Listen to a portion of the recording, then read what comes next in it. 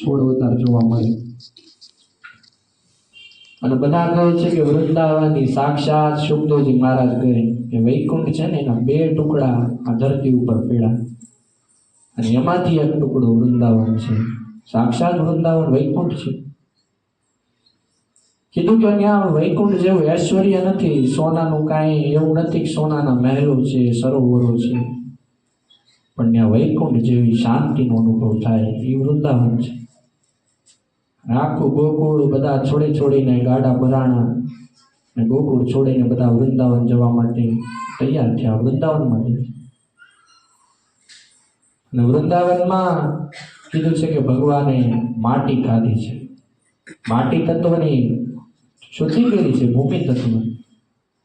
ભગવાને એને માટી ખાધી છે અને આખું બ્રહ્માંડ માને દેખાડ્યું છે મારા મુખમાં કે માં હું એકલો અહીંયા દૂધ નથી પીતો, તારું આખું બ્રહ્માંડ અહીંથી પોષણ લે છે. સુખદેવજી મહારાજ કહે કે એ બધી ગોપીઓ અને મા યશોદા કેટલા ભાગ્યશાળી છે કે ભગવાન સાથે આવી લીલાઓ કરવાનો આવો અવસર મળ્યો. ભગવાને એના 5 તત્વોની શુદ્ધિ કરી. કાળીય નાગને ભગવાને નાખ્યો છે, 100 ફેણ વાળો એ નાગ હતો. યમુનાના નદીના કિનારાથી એ પાણી જે અલગ પડીને આવે કાલિંદીનો ધરો, યમુનાનો ધરો, અને એમાં બધા કીધું છે કે ભગવાન પછી વાછડાઓ ચરાવવા માટે જાતા. નાના ભગવાન કે મારે ગાયો ચરાવવા માટે જવું. નંદ બાપાએ ત્યારે એમને 4-5 વાછડાઓ આપ્યા કે જા. ખૂબ જીદ કરે છે દીકરા, જા ચરાઈ.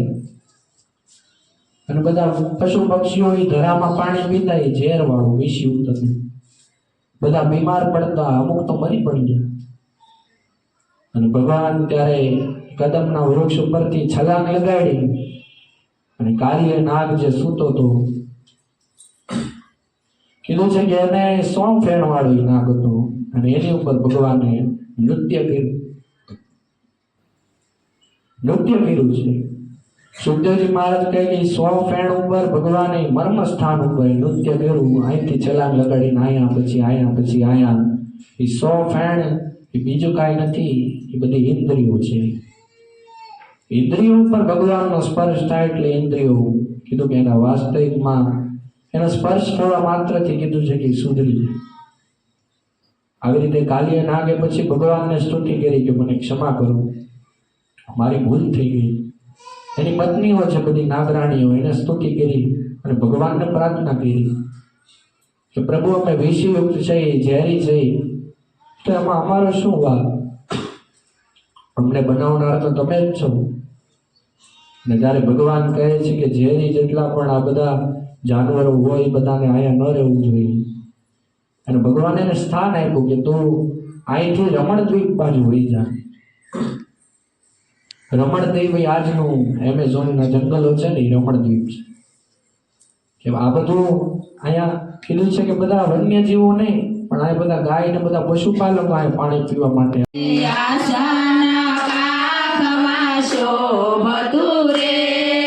ત્રિપુંડ ભાલ વિશાલ મારા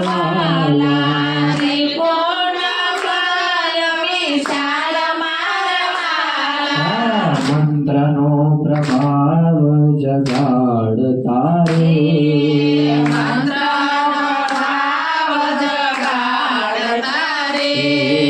ગાણ ચરણ ભૂમિ ના દાગ મારા,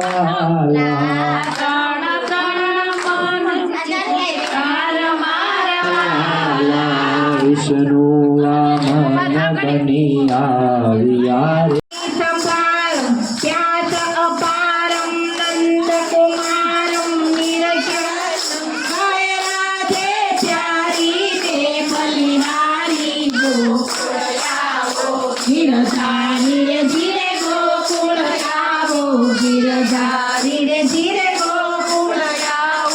गिरधारी हे शेल चुंग संवितार जटाजूट चंद्रपाल वंकित रंगमाल विमल नीर गाजे लोचन जय लाल लाल चंदन से खोरी बाल कुमकुम सिंदूर गुलाल प्रकृति पर साजे मुंडन की कंठमाल रुद्रमाल स्फटिकमाल राजे डब डब डब डब रूपाज नाद वेद स्वर રાજ શંકર મહારાજ આજ તાંડવના એ શંકર મહારાજ આજ તાંડવના ભૂલ્યા રૂમે અને ઝૂમે દેહનું ભાન ભૂલ્યા રૂમે અને ઝૂમે કનૈયો કહે છે ગોપી સાડી નીકળી જાય છે કનૈયો કહે છે ગોપી સાડી નીકળી જાય છે કોઠા પડ્યા ને શિવ ભાગવાને લાગ્યા કોઠા પડ્યા ને શિવ ભાગવાને લાગ્યા કનૈયો કહે એલી ઊભી રે ને ગોપી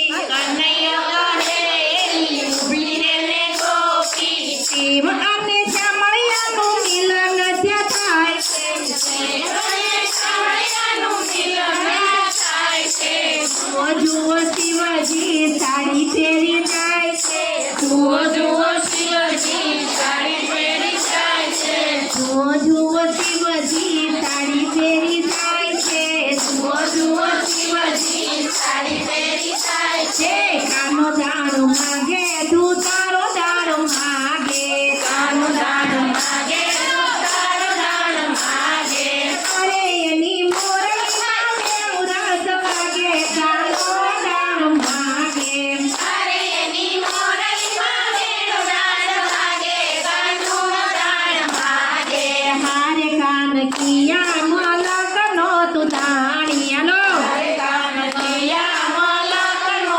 તું દાણી હારે મારી નવરંગ ચૂંદડી તાણી કાનો દાણો માગે હારે મારી નવરંગ ચૂંદડી તાણી કાનો દાણો માગે હારે કાન કિયા મલકનો તું રાજા હારે કાન કિયા મલકનો તું રાજા હારે તારી સંગે ગોવાળિયા જાજા કાનો દાણો માગે હારે તારી સંગે ગોવાળિયા જાજા કાનો દાણો માગે હારે કાન કિયા મલકનો તું તુંબો હારે કાન કિયા મલકનો તું તુંબો હારે મારા મારા ગભા છે તીર ઊભો કાનો દાણો માગે હારે મારા ગભા છે તીર ઊભો કાનો દાણો માગે હારે કાન નથી માખણ નથી મેવા હારે કાન નથી માખણ નથી મેવા